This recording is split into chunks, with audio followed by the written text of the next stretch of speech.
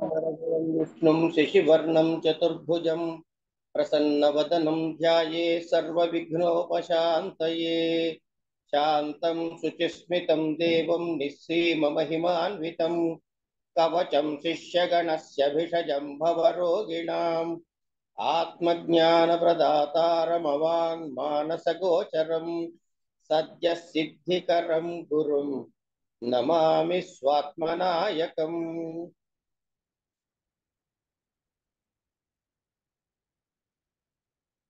లలితా స్తోత్ర సముచ్చయము అనేటటువంటి చూడటానికి చిన్నగా కనపడే ఒక అద్భుతమైన గ్రంథము ఇది. ఇందులో మనం గమనించినట్లయితే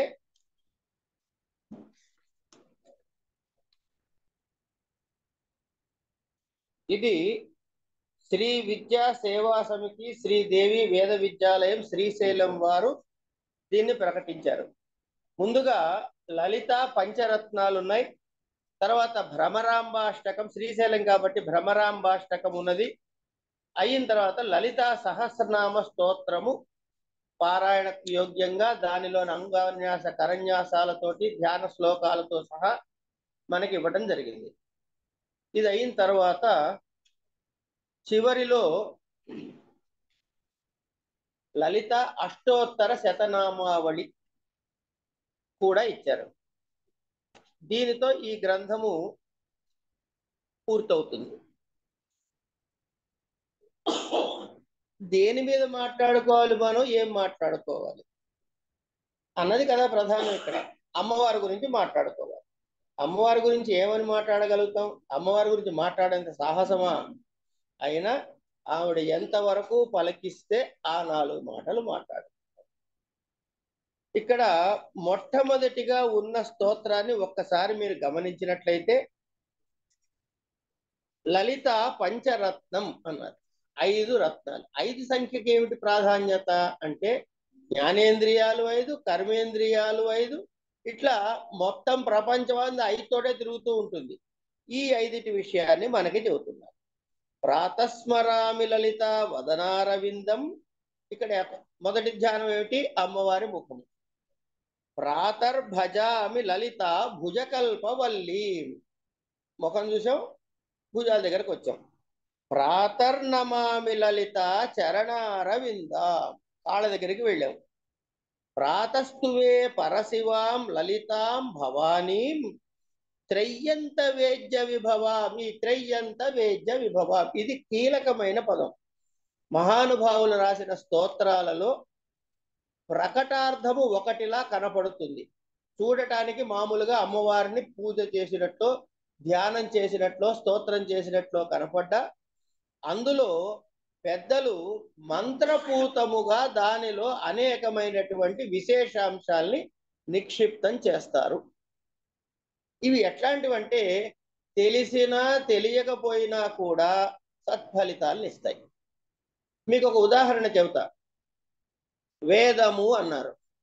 వేదము అంటే త్రయి, మూడు కలిపి వేదాలు, ఋగ్యజు సామలు. వీటిని చిలికితేట భూ భువః సువః అనే 3 వ్యాహృతులు పుట్టాయి అంట.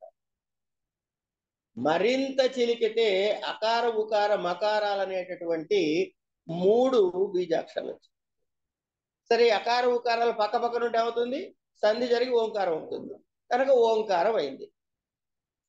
ఇప్పుడు వేదము చదివితే ఏ ఫలితము వస్తుందో ఓంకారం స్మరించిన అంతే వస్తుందిగా, ఈ వ్యాహృతులు స్మరించిన అదే వస్తుందిగా. కనుక బీజ రూపములో స్మరించిన మొత్తము విశేషమైనటువంటి సమగ్రతగా కూడా ధ్యానించిన కలిగే ఫలితము ఒక్కటే. ఇందులో మనకేం గొడవలు లేవు కదా. ఇప్పుడు మనం ఒక చిన్న విషయాన్ని గమనించే ప్రయత్నం చేద్దాం.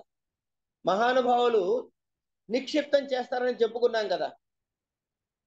పోతన అమ్మల గన్నయమ్మ ముగురమ్మల తమ్మ అని రాసుకుంటూ కృపాదు ఇచ్చుత మహత్వ కవిత్వ పటుత్వ సంపదలు అన్నాడు. అంటే ఇప్పుడు ఈ పోతన గారు ఏమడిగారండి? సంపదలు అడిగాడు, డబ్బు అడిగాడండి కదండి. కాదండి, అస్సలు కాదండి.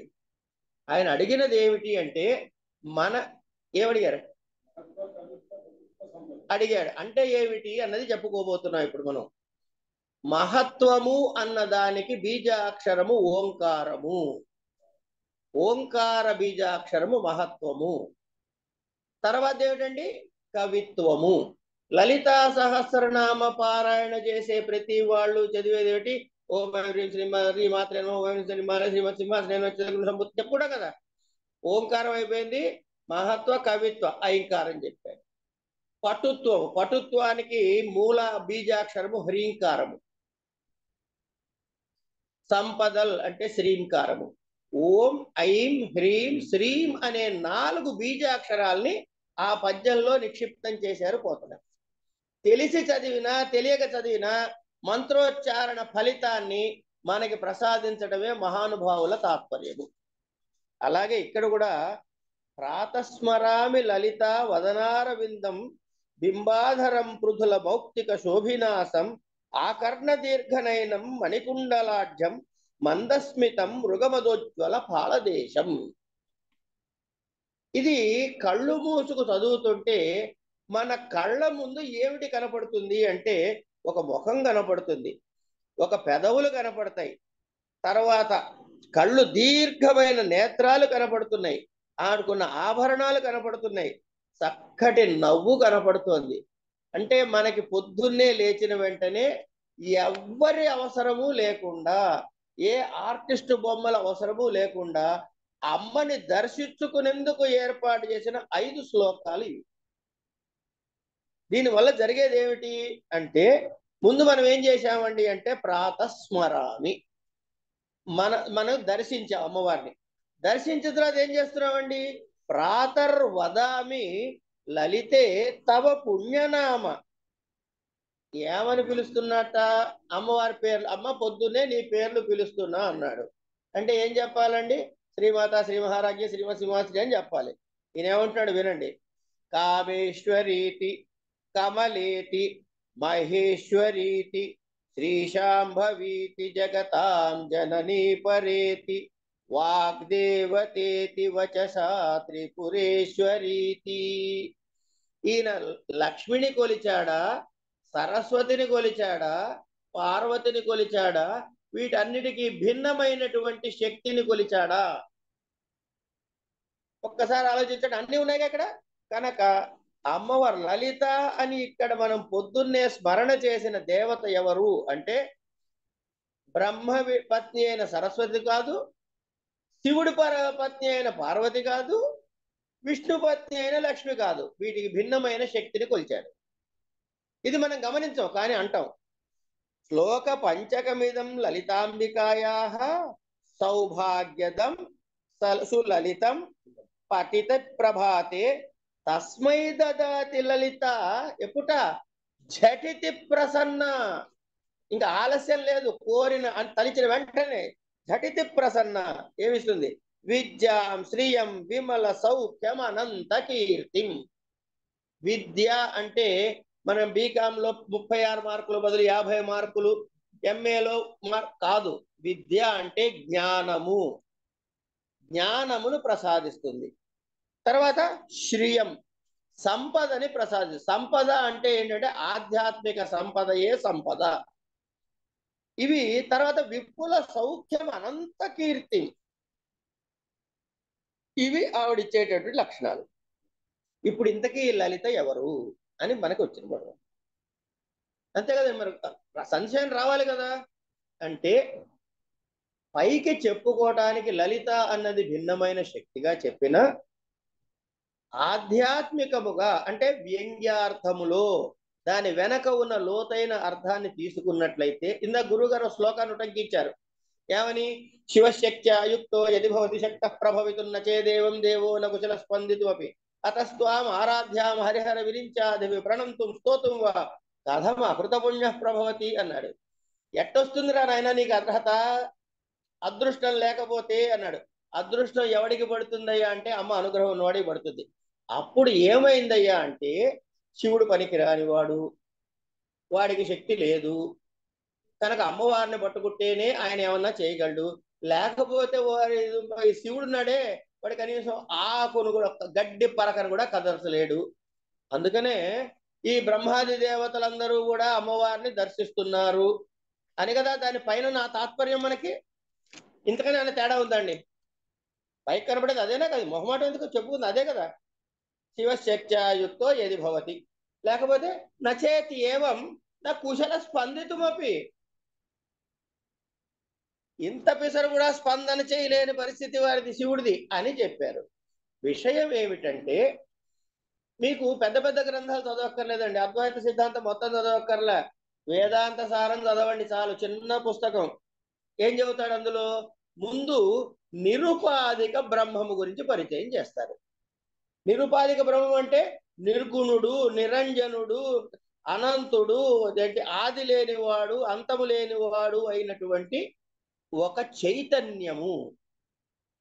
అది అనాది, అనంతం, నిరంజనం, నిర్మమం, నిర్గుణం. ఇవి ఆయన లక్షణాలు, చైతన్య లక్షణాలు. అయితే స అకామయత, ఆయన అనుకుని ఏం చేశాడు? తన యొక్క శక్తి చేత అంతే అనాది అయినటువంటి, తనకన్నా భిన్నము కానటువంటి మాయ అనే మాయతో కూడి, మాయ అంటే ఏంటంటే సమష్టి అజ్ఞానమే మాయ అని పేరు పెట్టారు. ఆ మాయతో కూడినప్పుడు ఆయన పేరు స ఉపాధిక బ్రహ్మము, సోపాధిక బ్రహ్మము. అంతవరకు నిరుపాధిక బ్రహ్మము. శివుడు నిరుపాధిక బ్రహ్మము మాయతో కలిసి సోపాధిక బ్రహ్మముగా ఉన్నప్పుడే సృష్టి చేయగలుగుతాడు, చేస్తాడు. లేనప్పుడు ఏమిటి? సమస్తము ఆయన చైతన్యం ఆయన కాబట్టి ఆయన స్థాణువు. ఇంక ఇక్కడ పోవడం అక్కడ కదలటానికి కూడా ఏం లేదు పాపం వాడికి. అంతా ఆయన అయినప్పుడు కదలట ఎక్కడ కలుగుతాడు? కనుక మాయాయుక్తుడైనటువంటినప్పుడు మాత్రమే శక్త ప్రభవితం. ఇప్పుడు మనకి శంకరాచార్యుల వారు శివుడి ఇనఫిషియన్సీని చెప్పారా, శివుడి యొక్క నిర్గుణ చైతన్య తత్వాన్ని బోధించారా? గమనించుకుందాం అయ్యా. కనుక శక్తి అంటే ఇక్కడ ఎవరంటే జగన్మాయ. అలాంటి కనుక మొట్టమొదటి ఏం చేశారు అంటే హిరణ్య గర్భం, తర్వాత బ్రహ్మ విష్ణు మహేశ్వరులకు చైతన్యము ద్వారా బ్రహ్మ విష్ణు మహేశ్వరులు, మాయా అంశము ద్వారా లక్ష్మీ సరస్వతి పార్వతి, ఈ ముగ్గురు వీళ్ళు ఉద్భవించారు. ఇదైతే మరి వాళ్ళిద్దరు అభిన్నులు కదా. ఎవరు? నిర్గుణ పరబ్రహ్మము, పరబ్రహ్మ తత్వము, మాయ. ఈ రెండు అభిన్నము, అభేదము, విడిపోనటువంటివి. మరి వీళ్ళెట విడిపోతారండి? కనుకనే అనపాయిని అన్నారు లక్ష్మీదేవిని. విష్ణువు ఎక్కడుంటే ఆవిడ అక్కడ ఉండి తీరుతుంది. ఒకడేమో గుండెల్లో పెట్టుకున్నాడంటారు, ఒకడేమో సగం దేహం ఇచ్చాడంటాడు, ఒకడేమో నాలిక మీద ఉంచుకున్నాడు. అంటే విడిపోయి మాత్రం లేరు. ఇది గమనించాల్సిన విషయం. సో నిర్గుణ పరబ్రహ్మము చైతన్యము అన్నది మాయాశబలితం అయినప్పుడు మాత్రమే సృష్టి క్రమం జరుగుతుంది అని తాత్పర్యంగా మనం చెప్పుకోవాలి అసలు. ఇది విషయం. సరే, ఇదే విషయాన్ని ఈ పంచరత్నంలో ఏదైతే మాటలు చెప్పారో ఇవే అర్థాలని లలితా సహస్రనామంలో చెప్పారు. లలితా సహస్రనామంలో కూడా ఏం చెప్పారు అంటే శ్రీమాత శ్రీ మహారాజ్ఞి అని మొదలెట్టారు. గమనించినట్లయితే లలితా సహస్రనామాన్ని గనక గమనించినట్లయితే ముందుగా అమ్మవారి రూపవర్ణన జరిగింది. తర్వాత అంటే ఇప్పుడు ఏమిటనమాట సర్వ తంత్రాత్మిక. ఆవిడ అన్ని రూపం అంటే తంత్రమే కదండి. తర్వాత మూలాధారైక నిలయ బ్రహ్మగ్రంథి విభేదిని, అక్కడికి వెళ్దాం. తర్వాత వాగ్భవ కూటైక నిలయ, తర్వాత శక్తి కూటైక తాపన్న కట్యదో భాగధారిణి. ఇట్లా కూటత్రయముతోటి అంటే మంత్రాన్ని, మూల మంత్రాన్ని 3 భాగాలుగా చూపిస్తూ సర్వ మంత్రాత్రిక దర్శనాన్ని చేయిస్తారు. తర్వాత శ్రీచక్రాన్ని దర్శనం చేయిస్తారు. ఇక్కడికి ఏమైంది? అమ్మవారు వేరు, నేను వేరు. కానీ ఆవిడ ఎక్కడుంది? మూలాధారైక నిలయ బ్రహ్మగ్రంథి విభేదిని మణిపూరాంతరుహిత విష్ణుగ్రంథి విభేదిని ఆజ్ఞాచక్రాలంతారుద్రగ్రంథి విభేదిని సహస్రారాంబుజారుడ సుధాసారాభివర్షిణి ఇవన్నీ ఎక్కడ ఉన్నాయండి? ప్రతి వాళ్ళలోనూ ఉన్నాయి. అంటే ఇప్పుడు అమ్మవారు బయట ఉందా లోపల ఉందా?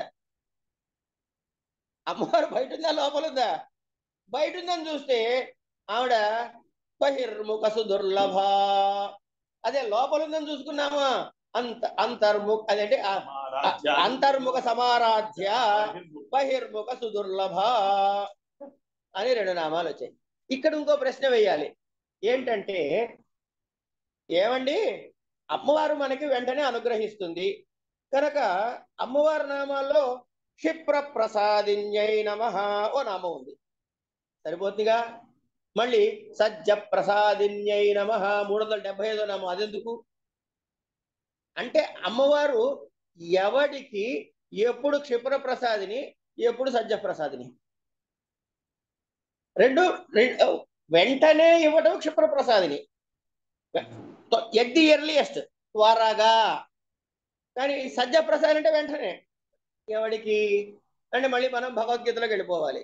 ఏం చెప్పాడు ఆయన? అయ్యా ఉన్నవి 2 లక్షణాలు రా నాయన, ఒకటి సాంఖ్య బుద్ధి, 2 యోగ బుద్ధి. అంటే ఎవడైతే కర్మ ఫల త్యాగము చేసి కర్మలు చేయకుండా వదిలేసి నన్ను తెలుసుకుని ఉంటాడో వాడికి సాంఖ్య బుద్ధి చెప్పాడు అని అర్జునుడు చెప్పాడు. నీవు దానికి అన్ఫిట్లే అన్నాడు కూడా. ఎందుకుట అంటే అది కూడా చెప్పాడు, ఎందుకంటే నువ్వు ఏడుస్తున్నావుగా. వాడికి మరి సన్యాసికి యోగికి ఏడుపులు ఉండవు, వాడికి అంతా సమత్వం కనపడుతుంది కనుక అది లేని వాడికి యోగ స్థితి చెప్పాడు. అప్పుడేమవ్వాలి అంటే అసలు జన్మ ఎందుకు వచ్చింది ఒక ప్రశ్న.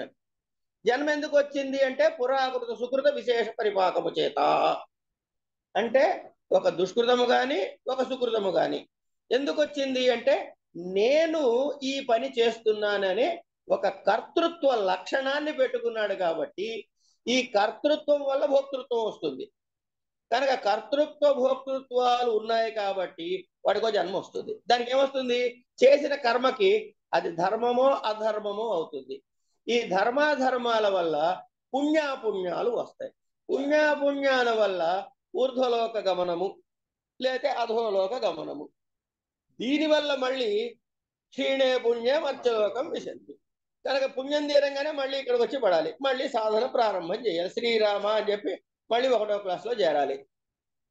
కనుక ఇట్లా జరిగేటటువంటి వాడికి ప్రారబ్ధము శూన్యమయ్యే వరకు కూడా వాడు జీవించి ఉండాల్సిందే. యోగి అయినప్పటికీ వాడి ప్రారబ్ధ వశాన తీసుకున్న జన్మము అది ఎప్పుడు లయం పతనం అవుతుంది అంటే ఆ ప్రారబ్ధం అనుభవించే వరకు వాడు ఉంటాడు సంసారంలో. వాడిని జీవన్ముక్తుడు అన్నారు. శరీర పతనం తర్వాత విదేహ ముక్తి కలుగుతుంది. ఈ మధ్య కాలంలో అనుభవించాలిగా ఒకటి. రెండోది ఏమిటి? మనం అయినా చేస్తున్నాం చేస్తున్నాం పుడుతున్నాం చస్తున్నాం, ఇదో సైకిల్ తిరుగుతున్నాం. దీని నుంచి సైకిల్ నుంచి తొందరగా బయటపడేస్తుంది కాబట్టి క్షిప్రప్రసాదిని, ఈ తత్వస్థితికి చేరాడు కాబట్టి సజ్జప్రసాదిని. కనుక 2 నామాలు అక్కడ అవసరమే. కనుక లలితా సహస్రనామంలోని ప్రతి అక్షరము కూడా మంత్రమే. అయితే పెద్దలు నన్ను క్షమింతురుగాక, ఇక్కడ వరకు అమ్మవారు వారి వైభవం సర్వ యంత్రాత్మక చెప్పుకున్నాం, సర్వ మంత్రాత్మక చెప్పుకున్నాం, ఆవిడ యొక్క చైతన్యాన్ని మనలో ఉన్నట్టు చెప్పుకున్నాము. అంటే యోగ మార్గం చెప్పారు, యోగ స్థితి చెప్పారు, సాధన విశేషాలు చెప్పారు, ప్రాణాయామ చెప్పారు, శ్రీచక్రార్చన చెప్పారు. శ్రీచక్రానికి, శ్రీమంత్రానికి, శ్రీయంత్రానికి, శ్రీతంత్రానికి, శ్రీమాతకి అభేదాన్ని చెప్పారు. ఇన్ని రకాలుగా చెప్పినటువంటి సంక్షిప్త శబ్ద చిత్రము లలితా సహస్రనామం అని. దానికి భవానీ అను నామం వస్తుంది. మళ్ళీ గమ్య భవానీ భావనాగమ్య. నువ్వు ఆవిడ అమ్మవారు కేవలం శివుడి పెళ్ళాం అంటే అక్కడికే ఉంటుంది, మనం కాదందు. నువ్వు ఎట పిలిచట్రా నాయన అంటుంది. ఎందుకుట? మీరు ఆవిడ ఒకటే కాబట్టి.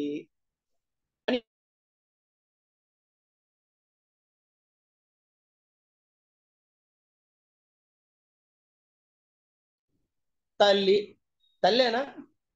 మాత అంటే కొలత అని కూడా అర్థం వస్తుందండి. మానము మేయము ప్రమాణం ఉందిగా. కనుక ఏంటి కొలుస్తున్నావయ్యా అది. సరే, ఈ శ్రీమాత శ్రీ మహారాజ్ఞి దగ్గర మొదటి శ్రీదగ్నికుడు సంభూత దేవకార సముద్యత అంటే ఆవిడ వేరు ఈవిడ వేరు వచ్చింది. చివరికి ఏమన్నాడు? శివశక్తైక రూపిణి లలితాంబిక. శివశక్తైక రూపిణి అంటే ఎవరండి అంటే నిర్గుణ చైతన్యము జగన్మాయ, ఈ రెండు కలిస్తేనే ఈ ప్రపంచం అంతా. కనుక శివశక్తైక రూపిణి ఆవిడికి పెట్టుకున్న పేరు లలితాంబిక. కనుక ఇప్పుడు లలితాంబిక అంటే Parvati is equal to Shiva's wife కాదు, సమస్త చైతన్యము తాను. అందుకే సర్వరూప చైతన్యాం తాం ఆద్యాం అని ప్రార్థనా శ్లోకం చెబుతారు. ఇలాంటి లలితా సహస్రనామము, ఇంత ఉత్కృష్టమైన ఈ లలితా సహస్రనామాన్ని చదివి తీరాల్సిందే, అందులో ఎటువంటి సంశయము లేదు. కాకపోతే దీనికి ఒక పేరుందండి, లలితా నామములు, విష్ణు సహస్రనామం అంటాం కదండి, శివ సహస్రనామం అంటాం. మరి లలితా సహస్రనామం అనవేంటి? లలిత రహస్య సహస్రనామ స్తోత్రం అన్నారు. రహస్యం అని ఎందుకు పెట్టాడండి మధ్యలో అంటే? కొంతమందికి చెప్పాలి, కొంతమందికి చెప్పకూడదు అని కాదు. రహస్యము అంటే చాలా లోతైన విషయాలు ఇందులో ఉన్నాయిరా నాయన, పైకి కనపడే నురుగు కాదు, అంతర్లీనముగా ఉన్న రత్నాలను కూడా పట్టుకో అనే విషయాన్ని మనకి చెప్పడానికి ఆ రహస్య శబ్దాన్ని ప్రయోగించారు. అయితే ఈ సహస్రనామాల్లో శ్లోక రూపంలో చూసినట్లయితే ఇవి అనుష్టుప్పులో ఉంది. అంటే 16 అక్షరాలు పై లైను, 16 అక్షరాలు కింద లైను, 32 అక్షరాలు, 182.5 శ్లోకాల్లో పూర్తి అయిపోతుంది. ఏవం శ్రీ లలితాదేవ్య నాం సహస్రంజకు 183వ శ్లోకంలో రెండో పాదం. సరే, దీనికి ఏమిటవుతుందంటే అనుష్టుప్ అన్నాం కదా, అనుష్టుప్ అనేటప్పటికీ 4 పాదాలుగా విడగొడితే పై పాదం సగం 8 అక్షరాలు, తర్వాతి పాదం సగం 8 అక్షరాలు, ఈ రెండు కలిపి 16 అక్షరాలు, కింద పాదం కూడా అంతే. అయితే ప్రారంభంలో ఎలా ఉంటుందంటే శ్రీమాత శ్రీ మహారాజ్ఞి శ్రీమత్ సింహాసనేశ్వరి, 8 ఇటు విడింది, 8 ఇటు విడింది, చిదగ్నికుండ సంభూత దేవ కార్య సముద్యత, ఇటు 8 విడింది, ఇటు 8 విడింది. మనం పారాయణ చేసేటప్పుడు ఈ తూగుకు అలవాటు పడతాం. ఇది గమనించండి జాగ్రత్తగా. అంటే మిగతా విషయాలు ఎన్నైనా చెప్పుకోవచ్చు, కానీ ఇది అనాలి అనే కోరికతో మాత్రమే మాట్లాడుతున్న, తప్పు ఉంటే దయచేసి క్షమించండి. శ్రీమాత శ్రీ మహారాజ్ఞి శ్రీమత్ సింహాసనేశ్వరి చతుర్గుణ సంభూత దేవ కార్య సముద్యత ఉజ్జద్భార సహస్రాభ చతుర్బాహు సమన్విత వెళ్తున్నాయి. ఈ వరుస కొట్టి కొట్టి కొట్టి 24వ దెబ్బరికి వచ్చేటికి దేవర్షిగణ సంఘాత అంటాడు, అయిపోయింది. దేవర్షిగణ సంఘాత స్తూయమానాత్మ వైభవ, ఒకటే నామం. కనుక ఒక పాదంలో కొన్ని పాదాల్లో 2 నామాలు ఉంటాయి, 4 నామాలు ఉండొచ్చు, 3 నామాలు ఉండొచ్చు, 5 నామాలు కూడా ఉండొచ్చు, ఒకే నామం కూడా ఉండొచ్చు. కానీ ఒకే నామం వచ్చిన దగ్గర దీర్ఘానికి హ్రస్వానికి సంస్కృతంలో ఉన్నంత తేడా ఇంకెక్కడా లేదు. దానివల్ల ఏమిటవుతుందంటే అపార్థాలు చదువుతున్నాం. దీనికి ఇక్కడ కావ్యప్రకాష్ చదువుకున్న వాళ్ళకి బాగా అనుభవంలోకి ఉంటుంది. కావ్యప్రకాష్ కొంతమంది చదువుకున్నారు కదా ఇక్కడ ఉన్న వాళ్ళలో. ఏం చెప్పాడు అక్కడ అంటే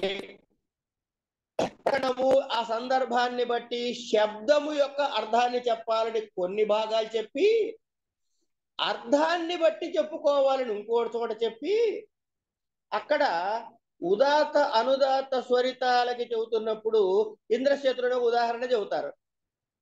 అంటే అడిగినది ఒకటి, అడుగుదామనుకున్నది ఒకటి, అడిగినది ఒకటి. పరమాత్మ ఏం ప్రసాదిస్తాడండి? అడిగినది ప్రసాదిస్తాడు. కనుక సవ్యముగా అడగాల్సిన బాధ్యత ఎవరిది? మనది. ఇక చూడండి, 31వ నామం తీస్తే మనం ఇప్పుడు ఎట్ట చదవాలి? ఇట్లా ఊగుతూ చదవాలి. శ్రీమాత శ్రీ మహారాజ్ఞి శ్రీమత్ సింహాసనేశ్వరి చిదగుండ సంభూత దేవకార్య సముద్యత మహాగణేష్ నిర్భిన్న, అక్కడ ఆపుతున్నారండి. కావాలంటే ఎవరైనా చదువుతున్నప్పుడు వినండి మీరు. మహాగణేష నిర్భిన్న విఘ్న యంత్ర ప్రహర్షిత అనే చదువుతున్నారు. ఇప్పుడు మహాగణేష్ నిర్భిన్న ఆవిడ,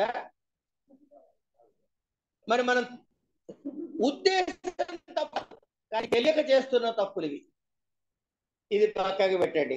భండాసురేంద్ర నిర్ముక్త శస్త్ర ప్రత్యస్త్ర వర్షిణి. తర్వాత ఇదన్నీ కూడా పక్కకి పెడదాం. 32వ శ్లోకం చూడండి ఒకసారి. కరాంగుళి నఖోత్పన్న నారాయణ దశాకృతి.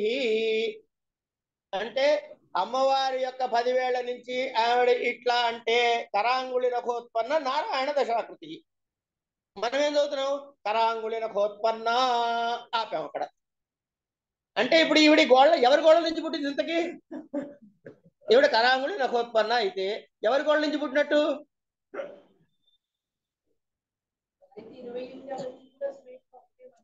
అవునమ్మా, 31 నుంచి 30 మీకు నెంబర్లు చెబుతా. 31 నుంచి 34, 79, 88 అన్ని అక్కడి నుంచి రాశాక వరుసగా అన్ని రాసి పెట్టా. ఏ తర్వాత కామేశ్వరాస్త్ర నిర్దగ్ధ ఆపుతాడు అక్కడ. ఎంత దారుణమైన అర్థాలు వస్తున్నాయో మీరు గమనించుకోండి.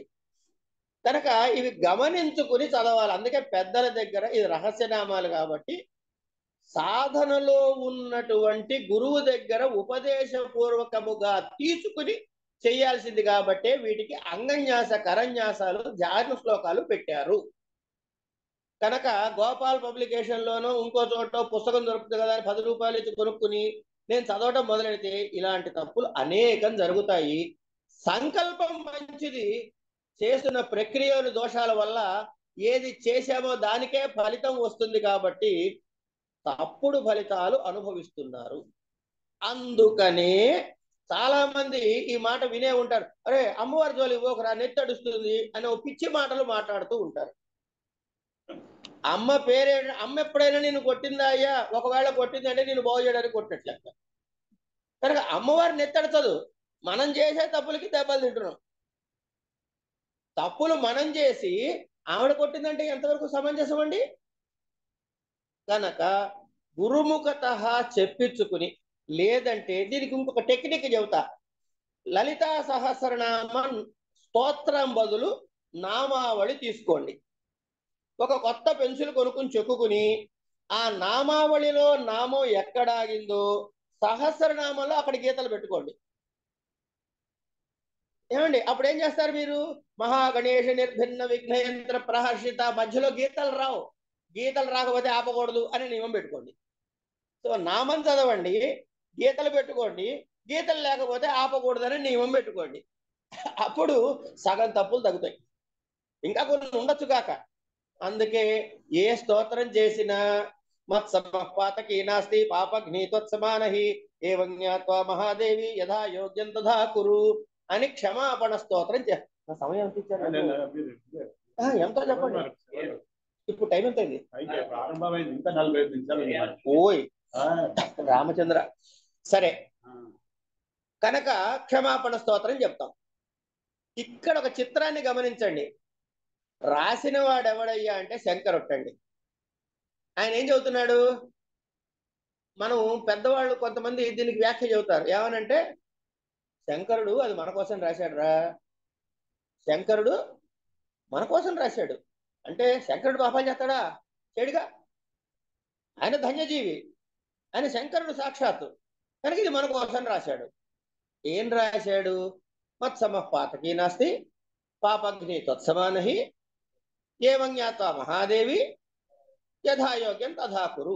ఇప్పుడు అమ్మవారు మనకి ఏ ఏ విధమైన వరములు ఇవ్వగలదు చెప్పండి నాకు ఒకసారి. ఒక్కసారి చెప్పండి. ఒక 2 చెప్పండి, కనీసం 2, 3 చెప్పండి. ఏమేమి ఇవ్వగలదు? ఒకటి చెప్పండి స్వామి. డబ్బులు ఇవ్వగలదా? యథాయోగ్యం తథా కురు అన్నాం కదా. మన అదృష్టాన్ని బట్టి ఏమేమి ఇవ్వచ్చు? 2, 3 పేర్లు చెప్పండి స్వామి. ధనం, ధాన్యం, బహుపుత్ర లాభం, దీర్ఘమాయు, ఇవన్నీ ఇవ్వచ్చు కదండి. ఇంతకు మించిన భ్రమం అన్ని పెట్టడానికి ఇంకోటి లేదండి ఇందులో. శంకరాచార్యుల వారు మా ఫ్రెండ్, అంటే అడ్వకేట్ అనమాట ఆయన. అర్థమైందండి? ఏది అడగడు, కానీ ఆయన అడిగింది తప్ప ఇచ్చే అవకాశం అమ్మవారికి ఇవ్వలేదు ఆయన. ఈ శ్లోకంలో గమనించండి. ఎట్లా? ఏంటా నువ్వు చెప్పేది అని అడగచ్చు మీరు. ఇందాక చెప్పుకున్నాం ఏమని? కర్తృత్వ భోక్తృత్వాల వల్ల మనకు కలిగేది ఏమిటండి? కర్తృత్వ భోక్తృత్వ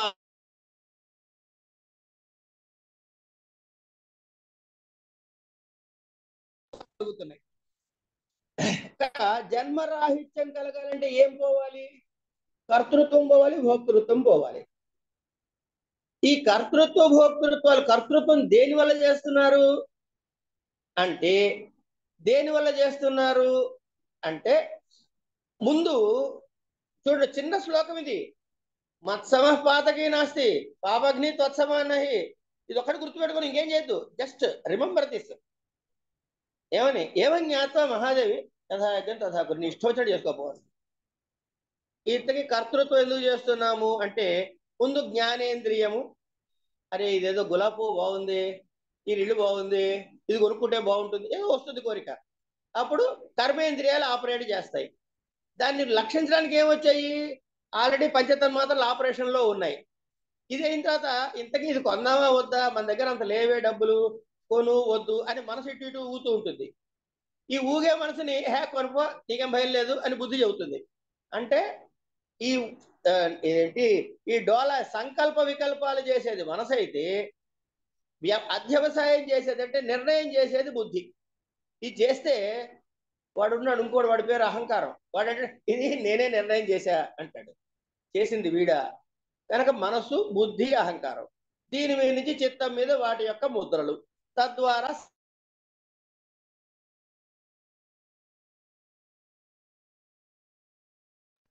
ఈ సైకిల్ ఇలా తిరుగుతోంది.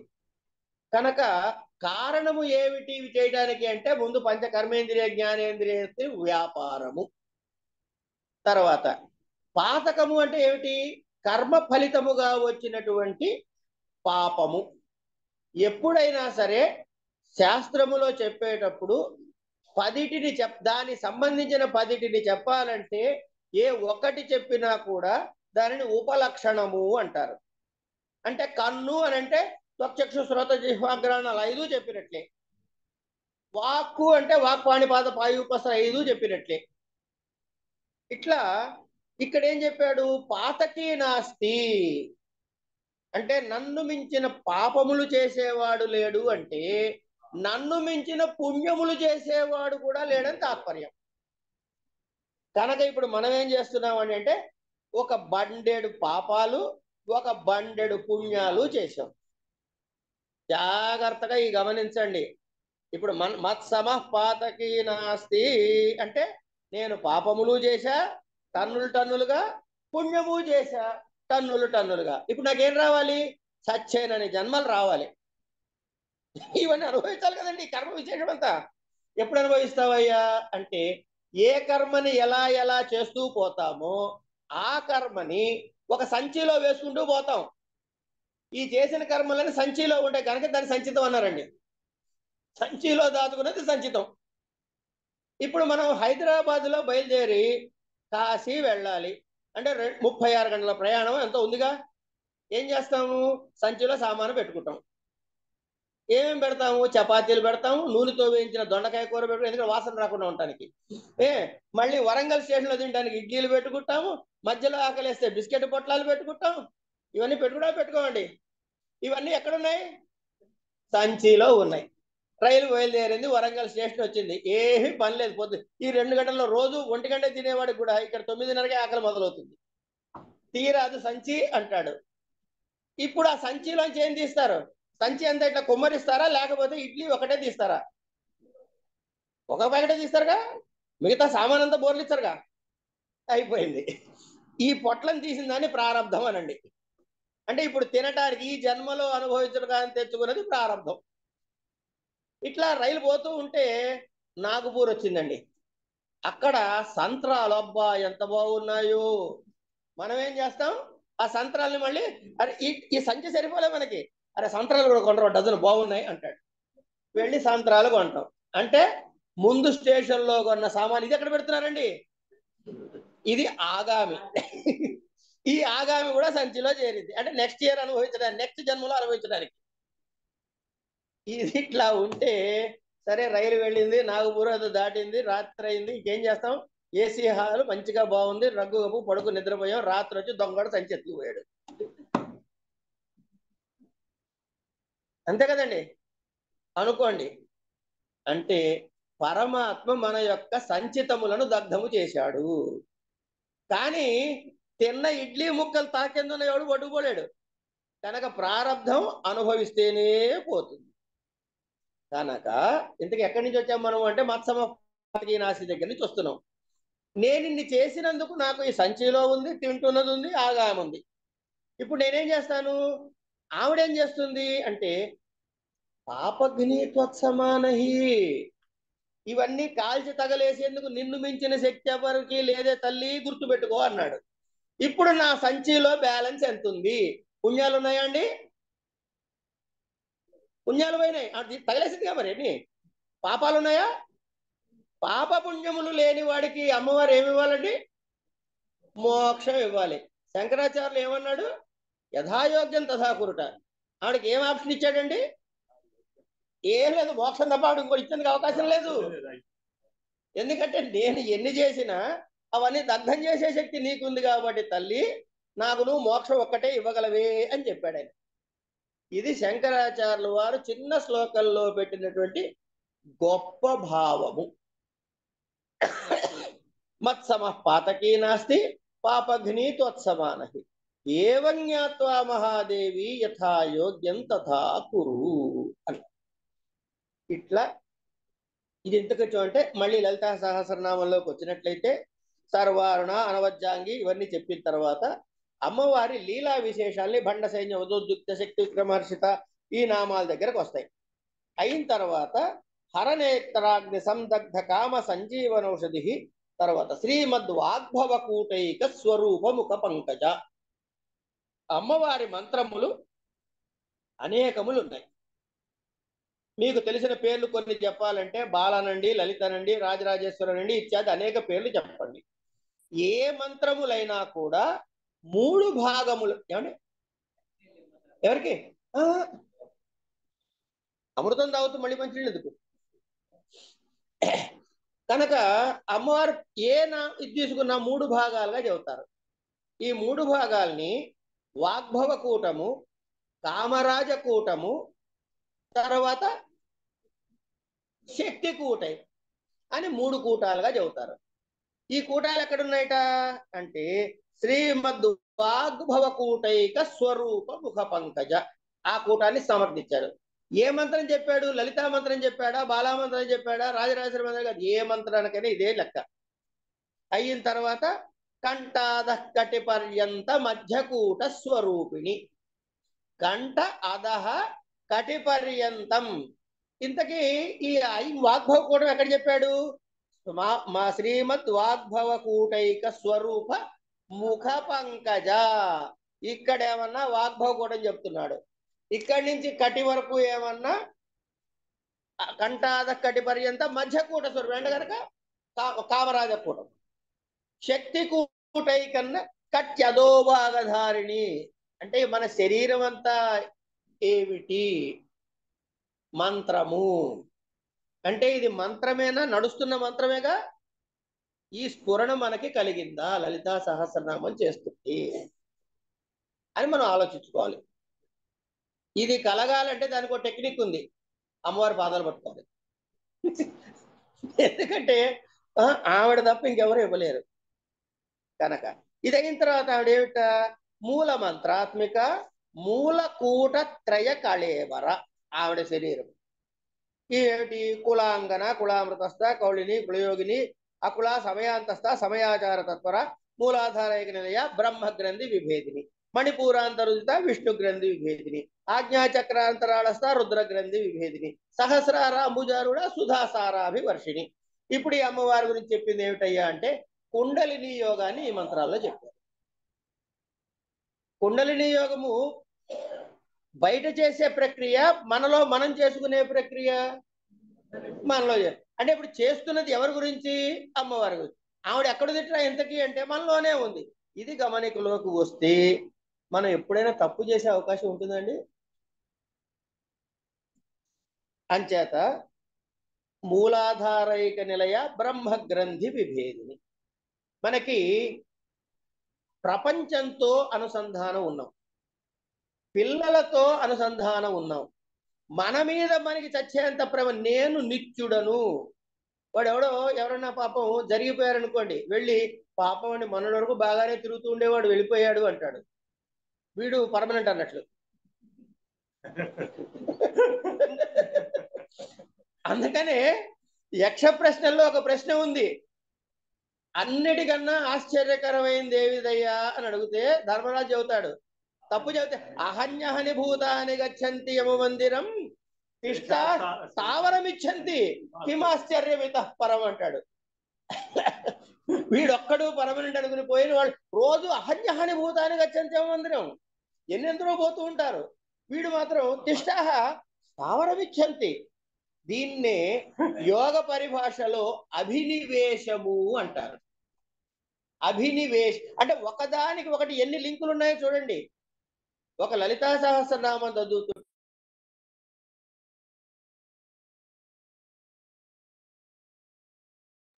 కనపడుతుంది, అన్ని అంశాలు మనకి ఇందులో వస్తాయి.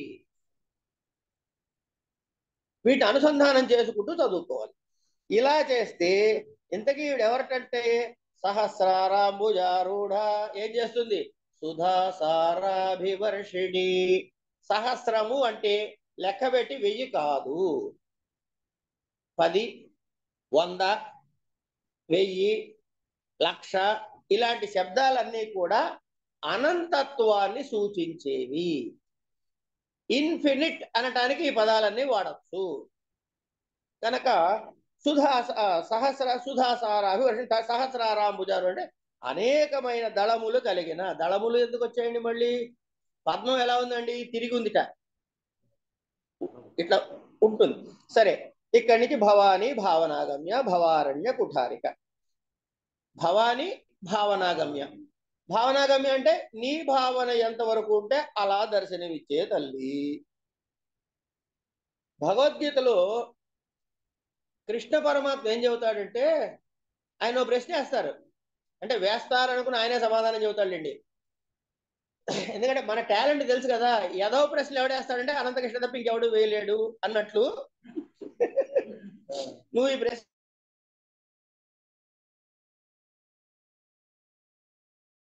ఏ దేవుళ్ళని మనము ధ్యానం చేస్తే ఆయా దేవుళ్ళు ఫలితాలు ఇస్తున్నారని నువ్వు అనుకుంటావు కానీ నాయన, ఆయా దేవతల రూపంలో ఫలితాలు ఇచ్చేవాడిని మాత్రం నేనే అని చెబుతాడు కృష్ణుడు. కనుక ఇంకోటి అడుగుతాడు, సరేనయ్యా నువ్వు అయితే నిన్ను నమ్ముకున్న వాడికి ఫలితాలు ఇస్తానంటున్నావు, నమ్ముకోని వాడికి ఫలితాలు ఇవ్వనంటున్నావు, అంటే నీకేమున్నాయి? రాగద్వేషాలు ఉన్నాయి అంతే కదండి. నిన్ను నమ్మిన దగ్గరికి వచ్చినట్టు ఫలితం ఇస్తావా? రాని వాడికే ఇవ్వవా? అంటే నీకు రాగద్వేషాలు ఉన్నట్టే లెక్క, ఇంకేం దేవుడువే నువ్వు అని మళ్ళీ మనం అడగకుండా, ఒరే నాయన చలికాలం అనుకో, నేను నిప్పు అనుకో, వణుకొస్తున్నవాడు రాములు సార్ దగ్గరకు వచ్చి కూర్చున్నాడు అనుకో, ఆయనకి చలి తగ్గుతుంది. గడుగుడ్డు అక్కడ పోయేది ఏంటని అక్కడ కూర్చున్నాడు అనుకోండి, వాడికి చలి తగ్గదు. ఇప్పుడు తప్పు అగ్నిదా, వచ్చిన వాడిదా, రాని వాడిదా? అగ్ని తప్పేమిటి? ఏం లేదు. కనుక అగ్నికి ఏమైనా రాగద్వేషాలు ఉన్నాయా? లేవు. కనుక నా దగ్గరికి వచ్చి నాతో అనుసంధాన వాడిని నేను రక్షిస్తాను అంటే వాడిని రక్షించను అని వీరి మీద రాగము వాడి మీద ద్వేషము అని కాదురా నాయన, నన్ను ఎవరు కావాలని వస్తే వాళ్ళందరినీ రక్షిస్తాను అని. సరే, ఇట్లాంటి క్లారిఫికేషన్ ఇస్తాడు. కనుక భావనాగమ్య, ఎంతవరకు నువ్వు భావన చేయగలిగితే, కనుక అమ్మవారు అనగా పార్వతీదేవి ఫలానా వారు, ఆయనకు గణపతి అనే కొడుకున్నాడు, షణ్ముఖుడు అనే కొడుకున్నాడు, తర్వాత శివుడు అనేవాడు ఆయన తోలు కట్టుకుంటాడు, ఈవిడ ఏమైనా చీరలు కట్టుకుంటుంది, పాపం మొగుని ఎంత పీక్కుతుంది అని వాడు బట్టలు కూడా కొనిపెట్టదు, ఈవిడే అన్ని నగలు వేసు తిరుగుతుంది అని వ్యాఖ్యానం చేసే పండితులు కూడా మనకు దొరుకుతారమ్మా. ఏమి అనుమానం పడక్కర్లా, మనకి ప్రపంచంలో అందరూ దొరుకుతారు. కనుక మన భావనని బట్టి ఆవిడ, మన భక్తి శ్రద్ధలని బట్టి ఆవిడ. ఇక భక్తి గమ్య అన్నాడు, భక్తి వశ్య భయాపహ. ఇంతకీ భక్తి గమ్య అంటే ఏమిటి? భక్తి అంటే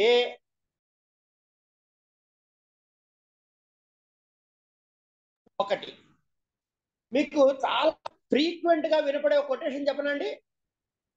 ఉపన్యాసాల్లో కూడా నాలాంటి తెలిసి తెలియని వాళ్ళు మాట్లాడుతూ ఉంటాం మేము. మేము మాట్లాడే మాటల్లో ఒక ఉదాహరణ చెబుతాం మీకు. ఏమండి, ఈ ఈ జ్ఞానము ఇవన్నీ కాదు, భక్తి ఒక్కటే లెక్క. ఎవరు చెప్పారు? శంకరాచార్యులు వారు చెప్పాడు. ఏమని చెప్పాడు? మోక్ష సాధన సామగ్రియా భక్తిరేవ గరీయసి అన్నాడు. అర్థమైందా అని ఆపేస్తారు. కానీ పాప శంకరాచార్యులు వారు శ్లోకం సగం రాసి ఆపలేదమ్మా, దాని కిందో పాదం రాశాడు. సరే, ఆ రాసిన పాదం చెప్పుకోవడానికి ముందు ఇంకో మాట అడుగుతా, ఒక పిచ్చి ప్రశ్న. యోగం అంటే ఏమిటి? యోగం అంటే ఏమిటి అని మీరు రాములు సార్ని అడిగారు అనుకోండి, కాసేపు రాములు సార్ని అడిగారు అనుకోండి, ఆయన అన్ని పాఠాలు చెబుతారుగా, యోగ చిత్తవృత్తి నిరోధ అనేస్తారు వెంటనే. అదే ఊరికే అండి, మీ పేరు కాదు, మా విజయ్ కుమార్ గారిని అడిగాను అనుకున్నాం, ఆయన జ్యోతిష పండితుడు, మంచి జ్యోతిష పండితుడు. ఏముందయ్యా, 2 గ్రహాలు ఒక ఇంట్లో ఉండటం కానీ, 2 గ్రహాలు ఒక చోట లేకపోవడం కానీ, విడివిడిగా ఉండటం కానీ ఇది అంటాడు. సరే, ఇట్లా కాదని మా రఘువర ప్రసాద్ గారిని అడుగుతాం, ఆయన రోజు భగవద్గీత పారాయణ చేస్తాడు. ఎందుకండి ఈ పిచ్చి ప్రశ్న వేస్తారు మీరు? యోగ కర్మషు కౌశలం అని చెప్పాడు కదా అన్నాడు. ఇంతకీ యోగం అంటే ఏమిటి? అంటే మనం ఏ గ్రంథం చదువుతున్నామో దాని తాత్పర్యాన్ని తీసుకోవాలి తప్ప మన ఇష్టం వచ్చింది తీసుకుని వ్యాఖ్యానం చెయ్యకూడదు. ఇంతవరకు క్లియర్ కదా? సరే, ఇప్పుడు వెనక్కి వస్తే మోక్ష సాధన సామగ్ర్యాం భక్తిరేవ గరీయసి అన్న శంకరులు దాని కింద లైన్లో ఏం రాశాడంటే, స్వస్వరూపానుసంధానం భక్తిరిత్యభిధీయతే అన్నాడు. అంటే స్వస్వరూప అనుసంధానము. స్వస్వరూపం కనపడుతూనే ఉన్నాగా, చేతులు ముక్కులు అంటే, ఓరి పిచ్చివాడ, కనపడే చేతులు ముక్కులు అన్నీ కూడాను మట్టిరా, కనుక పాంచభౌతికము ఇది నువ్వు కాదు కదా, మరి నేను కాబట్టి ఏంటండి, నేనే కదా ఇది అంటాడు. పడిపోయిన తర్వాత ఏమవుతోంది? కరెక్టే అంటాడు. అందుకని ఆత్మ దగ్గరికి తీసుకెళ్తాడు. కనుక ఇలా చింతన చేసుకుంటూ పోతూ ఇది కాదు ఇది కాదు ఇది కాదు అని కొట్టుకుంటే ఏ చైతన్యం మిగులుతుందో ఆ చైతన్యము నేను అని తెలుసుకోవటం, స్వస్వరూప అనుసంధానం భక్తి రీత్యా అభిధీయతే. దీన్ని జ్ఞానం అనాలా, భక్తి అనాలా? ఇప్పుడు చెప్పండి. జ్ఞానము. శంకరుడు చెప్పింది జ్ఞానమా, భక్తే? కనుక శంకరుడు భక్తి చెప్పాడు కాబట్టి భజన చేసుకుంటూ కూర్చుంటే స్వస్వరూపానుసంధానం జరుగుతుందా? ఎవడు చేయడు. కనుక ఎవరు ఏం చెప్పారో దాన్ని సమగ్రతగా తెలుసుకోవటం అన్నది ఆవశ్యకమైన విషయము. సరే, ఇక్కడ ఈ భక్తి గమ్యాక ఏం చెప్పుకోవచ్చు అప్పుడు అంటే, భక్తి తాత్పర్యంగా చెప్పుకుంటే గనక ఎంత భక్తితో చేస్తే అంతవరకు అనుగ్రహిస్తుంది. స్వస్వరూపానుసంధానం చేసినట్టయితే నీ యొక్క ఆత్మతత్వాన్ని బోధింపజేసేది రెండూ కూడా ఈ నామే ఫలితం ఇస్తుంది. అందుకే ఆవిడ శాంకరి, శ్రీకరి, సాధ్వి. సాధ్వి అంటే భర్తని విడిచిపెట్టకుండా ఉండేది, అంటే నిర్గుణ పరబ్రహ్మను మాయకి విడగొట్టే అవకాశమే లేదు, అందుకని అక్కడ అన్నారు. ఇక అక్కడి నుంచి ఇక్కడ దాకా ఆవిడ పేరు రూపం వగైరా చెప్పారు కదా. ఇక్కడి నుంచి ఆవిడ ఎవరు అంటే, నిర్లేప నిర్మల నిత్య నిరాకార నిరాకుల నిర్గుణ నిష్కళ శాంత నిష్కామ నిరుపప్లవ నిత్య శుద్ధ నిత్య బుద్ధ నిరవజ్య నిరంతర నీరాగ రాగమధని నిర్మదా మదన. అంటే నిరాగ రాగమధని అన్నాడు, నిర్మదా మదన రెండేసి పేర్లు ఎందుకండి మళ్ళీ? అంటే పద్యం సరిపోగనా? 183 రాద్దామని కూర్చున్నాడు కాబట్టి సరిపోని కొన్ని పెట్టేసుకున్నాడా? ఏమండి?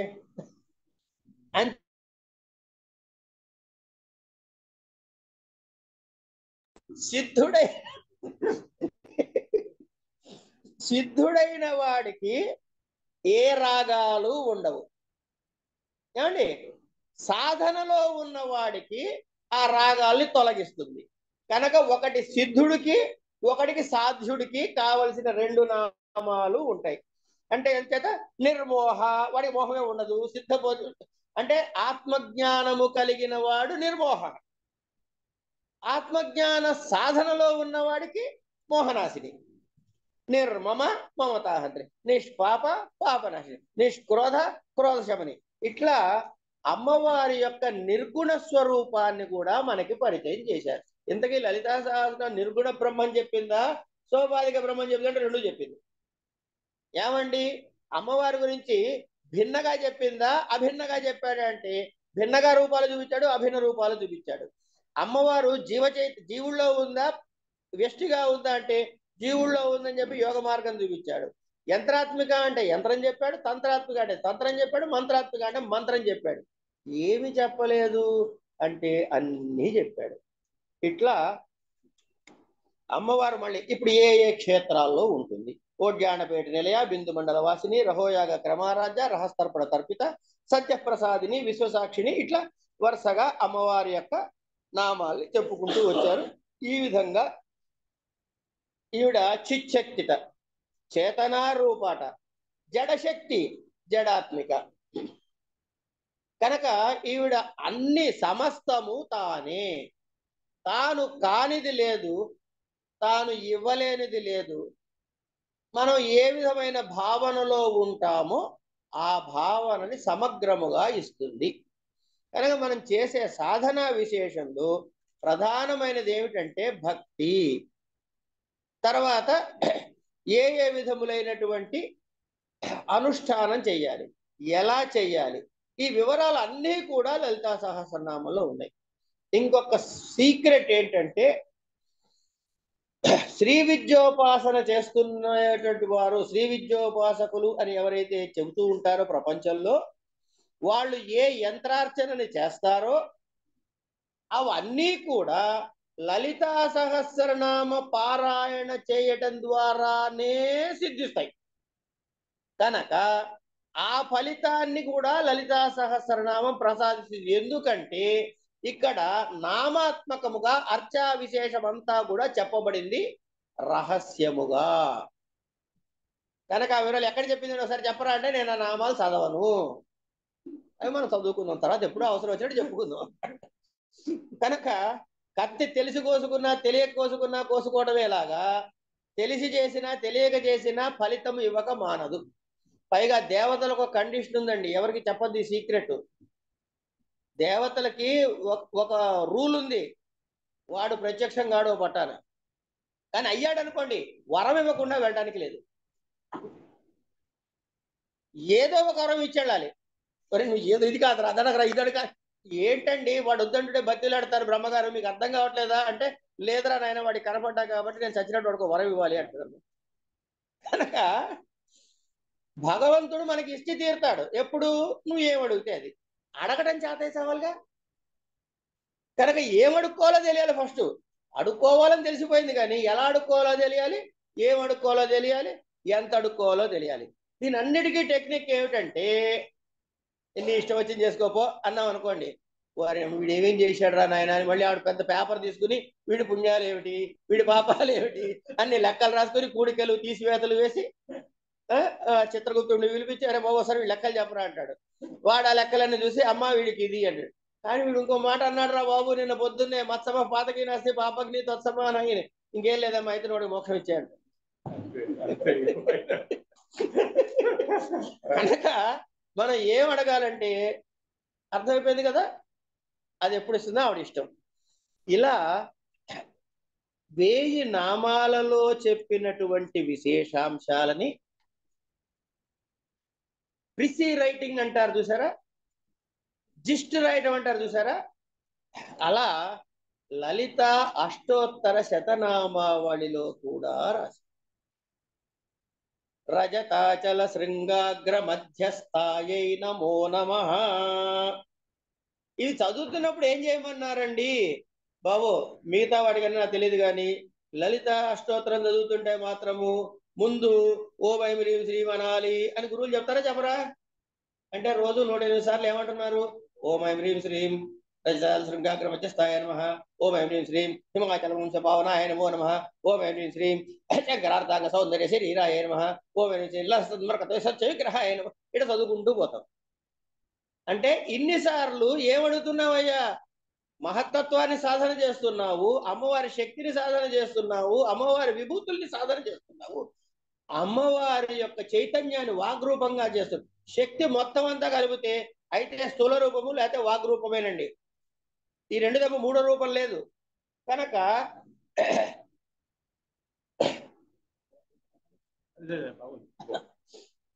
కనుక ఈ మంత్ర స్వరూపముగాను యంత్ర స్వరూపముగాను కూడా మహాతిశయ సౌందర్య లావణ్యాయనమో అయిపోయింది. ఇక్కడ దాకా వచ్చింది స్థూల రూపం చెప్పేశాడు.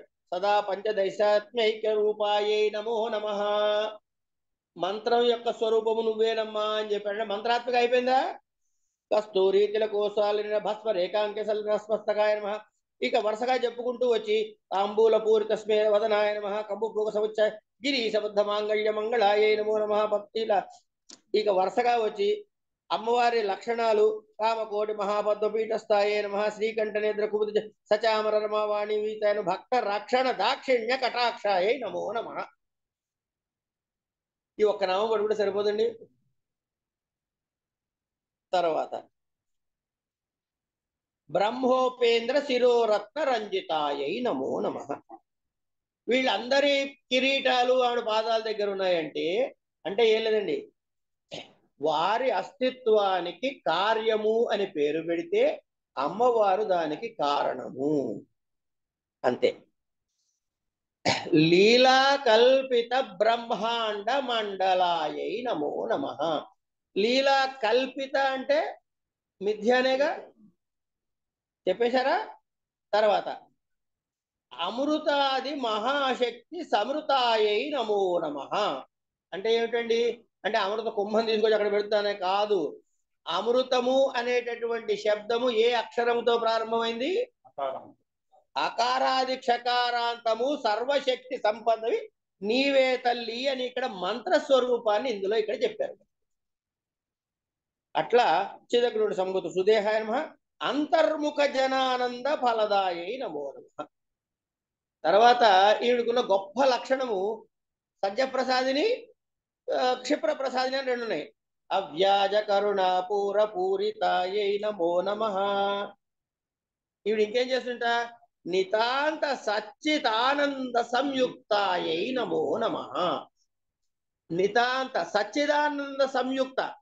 సచ్చిదానందం అంటే ఎవరు అంటే నిర్గుణ పరబ్రహ్మము. నిర్గుణ పరబ్రహ్మము యొక్క ఏదైనా సరే చెప్పాలనుకోండి, లక్షణ ప్రమాణాభ్యాం వస్తు సిద్ధి అన్నారు అంతేనా? లక్షణ ప్రమాణాభ్యాం వస్తు సిద్ధి అని చెప్పి ఒక విషయం తెలియండి అని ముందు దాని లక్షణం తెలియాలి, తర్వాత దాని ప్రమాణం తెలియాలి. ఇప్పుడు ఈ అమ్మవారి పేరేం చెప్తున్నాడు? సచ్చిదానంద నితాంత సచ్చిదానంద సంయుక్త. సచ్చిదానందం అంటే ఏమిటి అంటే నిర్గుణ పరబ్రహ్మమునకు యొక్క లక్షణం ఏమిటయ్యా, స్వరూపం ఏమిటయ్యా అంటే రెండు లక్షణాలు చెబుతారు. ఒకటి తటస్థ లక్షణము, రెండు స్వరూప లక్షణము. తటస్థము అంటే ఏంటేం లేదండి, తటమునందు ఉన్నది. తటం అంటే ఒక నది ఉన్నది అనుకోండి, కాసేపు నది ఒడ్డున ఉన్నది అని అర్థం. తటస్థం అంటే అంతకుమించి ఏం లేదు. కానీ నది ప్రాపర్ కాదు కాదు కదా, ఒక రెఫరల్ పాయింట్ అంతే. కాకున్నీళ్ళే అనంతకృష్ణుళ్ళు, కాకి ఎగిరిపోయిన అనంతకృష్ణుళ్ళు అదే అంతే కదండి. అట్లా స్వరూప లక్షణము తటస్థ లక్షణము అని చెబుతారు. తటస్థ లక్షణానికి ఏం చెప్పారంటే సర్వజ్ఞత్వము, సర్వశక్తిమంతత్వము, సర్వైశ్వర్యత్వము అని. అందుకే దానికి జన్మాద్యస్యతోన్వయాత్ అని చెప్పి మనకి ప్రారంభం అవుతుంది భాగవతం.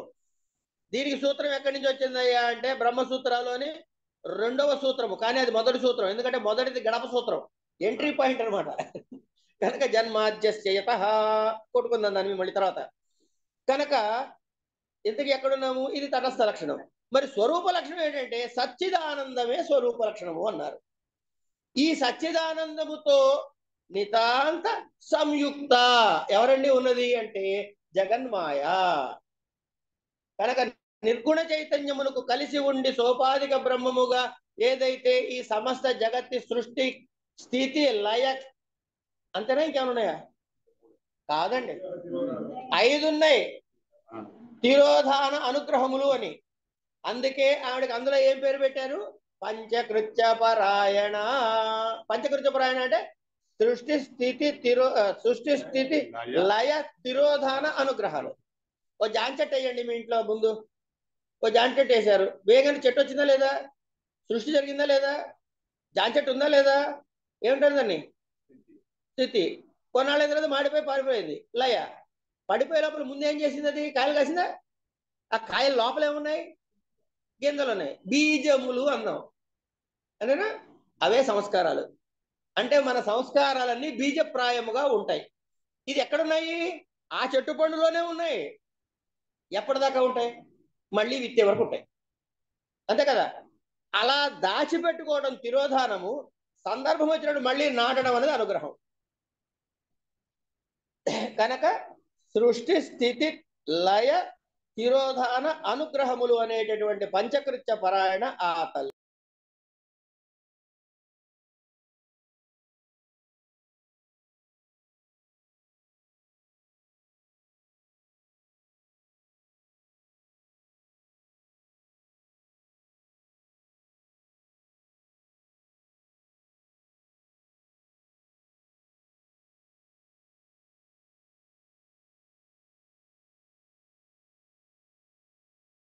సంయుక్తాయై అన్నప్పుడు ఏదో కుంకం సమర్పయామి, పుష్పం సమర్పయామి అంటే విసరకుండా అక్కడ భావన చెయ్యాలి.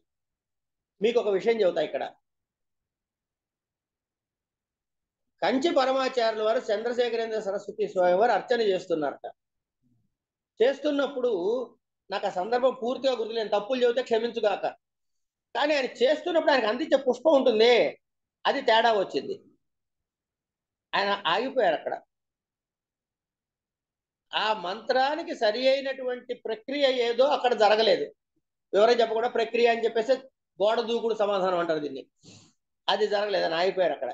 అంటే ఏంటనమాట, ఆయన పుష్పం వేస్తున్నప్పుడు ఉదాహరణకి నితాంత సచ్చిదానంద సంయుక్తాయే నమో నమః అనే నామానికి పుష్పం వేస్తుంటే ఆయన దృగ్గోచరమైనది ఏమిటి అంటే ఈ సమస్త ప్రపంచము, నిర్గుణ చైతన్యము, సోపాధిక బ్రహ్మము, మాయా శబరిత బ్రహ్మము, ఇవన్నీ కూడా వారి దృగ్గోచరమైనట్లు లెక్క, అంతే కదా. ఇలాంటి భావనతో మనం చేయగలుగుతున్నామా, కనీసం ప్రయత్నం చేస్తున్నామా అన్నది ఒక పెద్ద క్వశ్చన్. ఖచ్చితంగా ఆన్సర్ ఏంటంటే చెయ్యట్లేదు. కనుక ఏం చేయొచ్చు అంటే కనీసం ప్రయత్నం చేయొచ్చు. ఏమండి, అంటే ఎట్లా అంటే పిల్లాడు గనక నాన్నగారు చొక్కా వేసుకుని నేను డాక్టర్ని అయిపోయాను అంటాడు చూసారా, అట్లా మనం కూడా చేస్తున్నాడు నటిస్తే ఆ కళ్ళు మూసుకుని అమ్మవారు నువ్వు కనపడ్డావి అనుకుంటుంటే రోజు వదిలిపెట్టేటట్లేడు అని ఎప్పుడప్పుడు కనపడుతున్నాడు. కనుక మరి ఈవిడ ఈ ప్రపంచమంతా ఆవిడైతే సృష్టించిన తర్వాత మరి లయమవుతోందిగా, అంటే ఆవిడ పుట్టేసి వస్తుందా? నో. మరి ఎట్లా అంటే ఓరినాయన హాని వృద్ధి గుణాధిక్య రహితాయే, ఆవిడ పెరగదు, లయం కాదు, వృద్ధి చెందదు. ఎందుకు వృద్ధి చెందదు అనంటే మళ్ళీ మనం ఎక్కడికి పోవాలి అంటే ఏది పుట్టిందో అది లయమై తీరాలి. అందుకే దృశ్యం తన్నస్యం జాయతే అస్తి వర్ధతే విపరిణమతే అపక్షీయతే మ్రియతే లేదా నశ్యతే, మీ ఇష్టం ఏదైనా. ఇది ఈ షడ్భావ వికారాలు ఎప్పుడు జరుగుతాయి అంటే జాయతే ఉంటే. ఈవిడ అజా పుట్టబోతే ఇంకా మిగతా సినిమాలు లేవు కనుక అజా, ఆయనకేమైనా అజహ, ఈవిడ అజా. ఇవి అందుకని హాని వృద్ధి గుణాధిక్య రహితం. తర్వాత మనము ఇవాళ నాకు 4 అవస్థలు ఉన్నాయండి. అంటే ఒకటి ఎప్పుడు ఆపరాలు తెలియక, ఏం చెప్పాలో తెలియక, ఇవి కాదు అవస్థలు నేను చెప్తున్నది. బాల్య, యౌవన, కౌమార, వార్ధక. యౌవనంలో అడుగుపెట్టిన వాడు, చాలా జాగ్రత్తగా వినండి ఈ పాయింట్ని, యౌవనంలో అడుగుపెట్టిన వాడు మళ్ళీ బాల్యంలోకి వెళ్ళగలడా? పోని బాల్య యవన కౌమారంలోకి వచ్చిన వాడు, బాల్య కౌమార యవన అటు ఇటు మార్చుకోవడం ఇష్టం, కౌమారంలోకి వచ్చిన యవనంలోకి వెళ్ళగలడా? వెళ్ళలేడు. వార్ధల్లోకి వెళ్ళగలడు, ఈ వెనక బుడిట్లోకి వెళ్ళగలడా? లేడు. అంటే దీన్ని ఇంకో విధంగా చెప్పాలంటే బాల్య దశ నశిస్తే తర్వాత దశ వస్తుంది,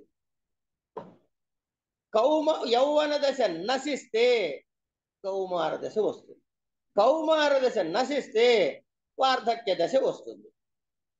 ఈ అన్నిట్లో కూడా ఏమోనండి, నా చిన్నప్పుడు నాకు గుర్తులేదు, నా యవ్వనం నాకు గుర్తులేదు, నా ముసల్తనం కూడా సరిగ్గా గుర్తుండట్లేదు వయసు వల్ల అంటున్నాం.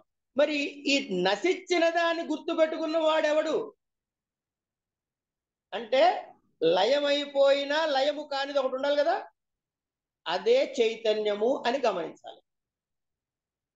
అప్పుడు జాగ్రత్త స్వప్న సుషుప్తీనాం సాక్షిభూత్యై నమో నమః అనే తెలుస్తుంది.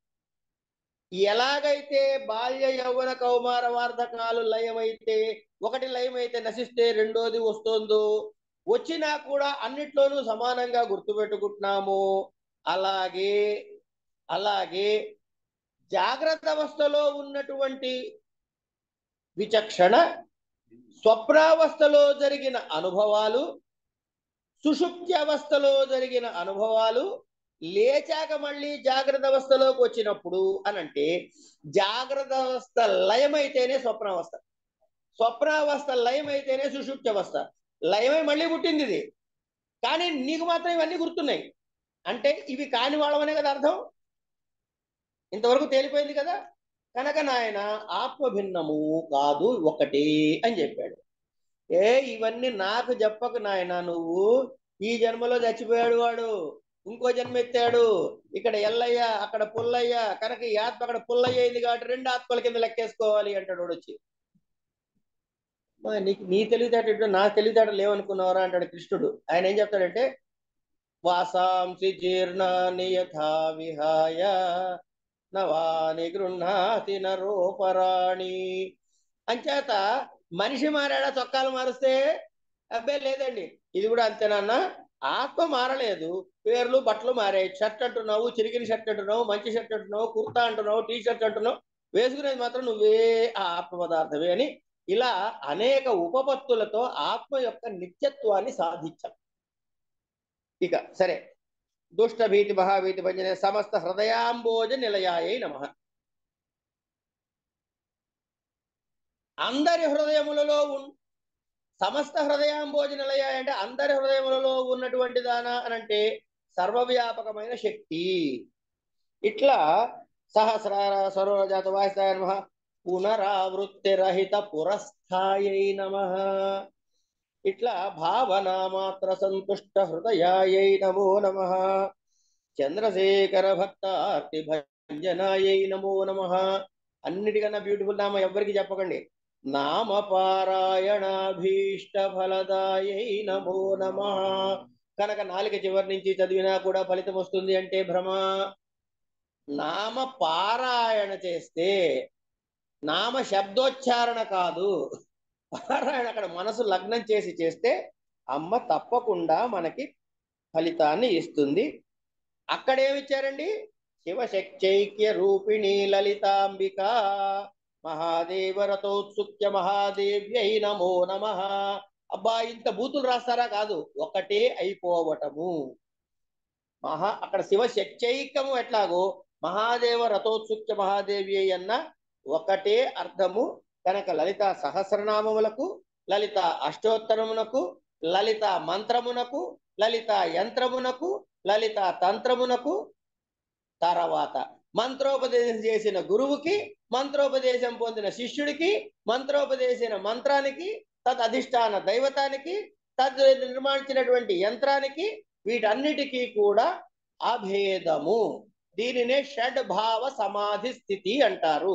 ఈ విధంగా అనేక విశేషాంశాలతో కూడుకున్న లలితా సహస్రనామము, కత్తి కోసిన తెలిసినా తెలియకపోయినా గుట్టుకుట్టే పండుని ఎలా కోస్తుందో అలాగే దాని మీద మనకి లగ్నం చేసి చదువుకుంటూ ఉంటే అది ఇవ్వాల్సిన ఫలితం ఇచ్చి తీరుతుంది. కాబట్టి శ్రద్ధాళువులై ప్రతి వారు నిర్దుష్టమైనటువంటి ఉచ్చారణతో ఎక్కడ ఆపాలో అక్కడ ఆపుకుంటూ, ఒకవేళ తప్పులు ఎవరైతే నువ్వెంతో నాకు చెప్పేది అని అనుకోకుండా దిద్దుకుంటూ, మీరే కాదు నేను కూడా తప్పులు చేయొచ్చు, నేనే పెద్ద మొనగానే కాదు, నాకు రెండు కొమ్ములు లేవు, నాకెవరైనా చెప్పారే నువ్వు ఇంత సోది చెప్పావు కానీ నువ్వు దీన్ని తప్పులు చదివని అని చెప్పాను అనుకోండి, తప్పు అయిపోయిన సరే రేపటి సరిగ్గా చదువుకుంటా. కనుక ఇట్లా మనం చదువుకుంటూ ముందుకు వెళ్దాం. ఆ అమ్మవారి కృప అందరినీ చల్లగా సర్వదా కాపాడుగాక. మత్సమ పాతకీ నాస్తి పాపఘ్ని త్వత్సమానహి ఏవం జ్ఞాత్వా మహాదేవి యథాయోగ్యం తథా కురు శివశక్త్యాయుక్తో యది భవతి శక్తః ప్రభవితుం నచేతి ఏవం కుశల స్పందితుమపి అతస్త్వామారాధ్యాం హరిహర విరించాదిభిరపి ప్రణంతుం స్తోతుం వా కథమ అపృత పుణ్య ప్రభవతి. కనుక ఆవిడ మనకి ఆ శక్తిని ప్రసాదించుగాక, ఆ చల్లని తల్లి అందరినీ అనుగ్రహించుగాక అని అనుకుంటూ ఈ కార్యక్రమాల్లో నాకు ఒక భాగస్వామ్యాన్ని కల్పించినటువంటి మా రాములు సార్కి కృతజ్ఞతలు చెబుతూ, ఏం చెప్పినా సరే ఏం అనకుండా విన్న మీ అందరికీ ధన్యవాదాలు చెప్తూ స్వస్తి. ముగింపు వాక్యాలు మీరు చెప్పాలి.